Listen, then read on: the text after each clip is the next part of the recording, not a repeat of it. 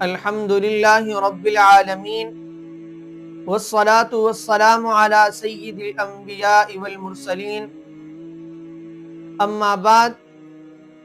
سامعین محترم، آج میں آپ حضرات کے سامنے ایک بہت ہی حساس موضوع پر بات کرنے جا رہا ہوں، اور وہ ہے کہ کل قیامت والے دن اللہ رب العزت بے نمازی کو کون کون سی سزائیں دے گا۔ نمبر 1، اللہ رب العزت بے نمازی کو جہنم کے اندر ڈال دیں گے۔ میرے بھائیو دوستو، اللہ رب العزت قرآن مجید میں فرماتے ہیں ما سلککم فی سقر، جب ان جہنمیوں سے پوچھا جائے گا کہ تمہیں کس وجہ سے جہنم میں ڈالا گیا، تو وہ جواب دیں گے قالوا لم نک من المصلین، ہم نماز نہیں پڑھتے۔ میرے بھائیو دوستو، جہنم میں جانے کی سب سے بڑی وجہ جو بتائی گئی وہ نماز کا چھوڑنا بتائی گئی، اور سقر جہنم کا وہ حصہ ہے جس میں اگر پہاڑوں کو بھی ڈال دیا جائے تو وہ اس کو بھی پگھلا دے، اتنی سخت آگ ہوگی۔ نمبر 2، بے نمازی کل قیامت والے دن ظلمت یعنی اندھیرے میں ہو۔ آپ صلی اللہ علیہ وسلم کی حدیث مبارکہ ہے من حافظ علیہا کانت لہو نورا وبرہانا ونجاتا یوم القیامہ، کہ جو آدمی دنیا میں رہ کر نماز کی حفاظت کرے گا تو یہی نماز کل قیامت والے دن اس کے لیے نور ہوگی، نجات کا ذریعہ بنے گی اور دلیل ہوگی اس کی۔ اور جو آدمی دنیا میں رہ کر نماز کی حفاظت نہیں کرے گا تو نہ کل قیامت والے دن اس کے لیے نور ہوگا، نہ کوئی دلیل ہوگی، نہ اس کے لیے کوئی کامیابی ہوگی۔ بے نمازی کل قیامت والے دن اندھیرے میں کھڑا ہوگا۔ اور نمبر 3، کہ نماز چھوڑنے سے انسان کفر کے قریب چلا جاتا ہے۔ آپ صلی اللہ علیہ وسلم کی حدیث مبارکہ ہے کہ بین الرجل و بین الکفر والشرک ترک الصلاۃ، کہ آدمی اور کفر اور شرک کے درمیان فرق کرنے والی چیز صرف نماز ہے۔ جو آدمی نماز کو چھوڑ دیتا ہے وہ کفر کے قریب چلا جاتا ہے۔ اور بعض صحابہ فرماتے ہیں کہ جو آدمی نماز نہیں پڑھتا وہ مسلمان ہی نہیں ہے۔ تو میرے بھائیو دوستو، ہمیں ذرا سوچنا چاہیے کہ ہم کس کیٹیگری میں آتے ہیں،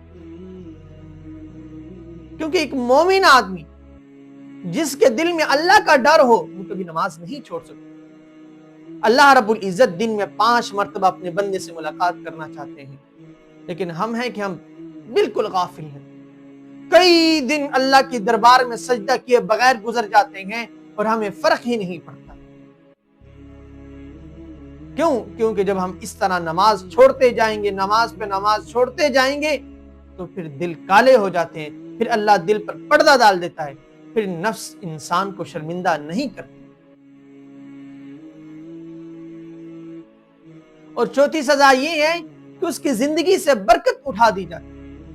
حضرت ابن عباس رضی اللہ تعالیٰ عنہ فرماتے ہیں کہ جو آدمی نماز نہیں پڑھتا اس کے چہرے سے نور کو چھین لیا جاتا ہے، اس کے اعمال سے برکت ختم کر دی جاتی ہے اور اس کا دل بے سکون کر دیا جاتا ہے۔ آج آپ دیکھ لیں کہ بے نمازی کے پاس مال ہے، شہرت ہے، سب کچھ ہے، لیکن اس کے پاس سکون نہیں۔ وہ صرف چند گھنٹے سونے کے لیے نیند کی گولیاں استعمال کرتے ہیں۔ اور 5ویں سزا یہ ہے کہ اس کو قبر کے اندر ہی عذاب شروع کر دیا جاتا ہے۔ آپ صلی اللہ علیہ وسلم کی حدیث مبارکہ ہے اتی برجل فی قبرہ فضرب بمطرقۃ فصاح صحیحۃ یسمعها کل شیء الا الثقلین، جب بے نمازی کو قبر کے اندر عذاب دیا جاتا ہے تو اتنا سخت عذاب دیا جاتا ہے کہ اس کی آواز جو ہے وہ دنیا کی ہر چیز سنتی ہے، سوائے 2 آدمی کے، کہ انسان اور جنات اس کی آواز نہیں سن سکتے، باقی دنیا کی ہر چیز اس کی آہو پکار سن رہی ہوتی ہے۔ اتنا سخت عذاب ہو۔ اور نمبر 6 یہ ہے کہ وہ اللہ کی ذمہ سے بری کر دیا جائے۔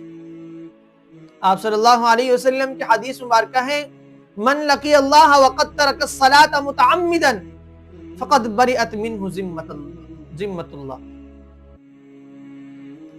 کہ جو آدمی نماز کو جان بوجھ کر چھوڑ دیتا ہے تو وہ اللہ کی ذمت سے بری ہو جاتا ہے۔ میرے بھائیو دوستو، جو اللہ کی ذمت سے بری ہو گیا تو اس کے اس دنیا میں کیا ہوگا؟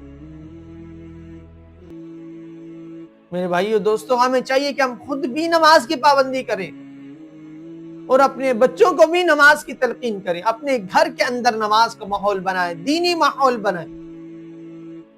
ہمارے بچے، ہمارے گھر والے، یہ ہمارے پاس اللہ کی امانت ہے، ان کے بارے میں بھی کل قیامت والے دن ہم سے سوال کیا جائے گا۔ کیا آپ نے اپنے اولاد کو اچھی تربیت دی تھی؟ کیا آپ نے اپنے اولاد کو دین کی تعلیم دی تھی؟ کیا آپ نے ان کو 5 وقت نماز کا پابند بنایا تھا کہ نہیں بنایا؟ اس کے بارے میں ہم سے سوال کیا جائے گا۔ تو اللہ رب العزت سے دعا ہے کہ اللہ رب العزت ہمیں 5 وقت کی باجماعت نماز پڑھنے کی توفیق عطا فرمائے۔ وآخر دعوانا ان الحمدللہ رب العالمین۔